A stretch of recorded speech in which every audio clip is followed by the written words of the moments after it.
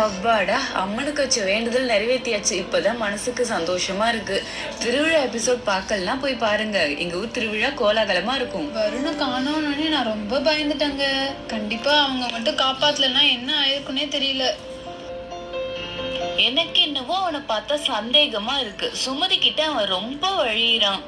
அப்படிலாம் ஒண்ணும் இல்ல, அவங்க பார்க்க நல்லவங்க மாதிரி தான் தெரியுறாங்க. ஹாய், எல்லாம் எப்படி இருக்கீங்க? எல்சா, ஆனா நீங்க எப்போ வந்தீங்க? வாங்க வாங்க, பார்த்து எவ்வளவு நாள் ஆச்சு. வாங்கம்மா வாங்க, வந்து உட்காருங்க. என்ன எல்சா, என்ன விஷயம்? ரொம்ப நாளுக்கு அப்புறம் ரெண்டு பேரும் ஒண்ணா வந்திருக்கீங்க. எல்லாம் நல்ல விஷயம்தான். என்ன எல்சா, என்ன அமைதியா இருக்க, சொல்லு. அது வந்து எனக்கு மேரேஜ் ஃபிக்ஸ் ஆயிருக்கு. Oh my God, எல்சாக்கு கல்யாணமா? அப்படியே விஷயம் ரொம்ப நல்லதுமா.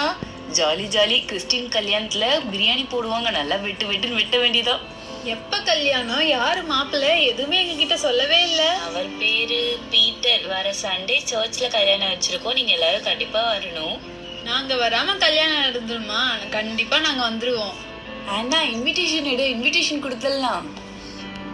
இந்தாங்க, என்னோட கல்யாணம் சண்டே காலையில 9 மணிக்கு சர்ச்ல. கண்டிப்பா வந்துருங்க. அதெல்லாம் கரெக்டா வந்துருவோம்மா. அப்புறமா மாப்பிள்ளை எந்த ஊரு? எங்களோட ரிலேஷன் தான்.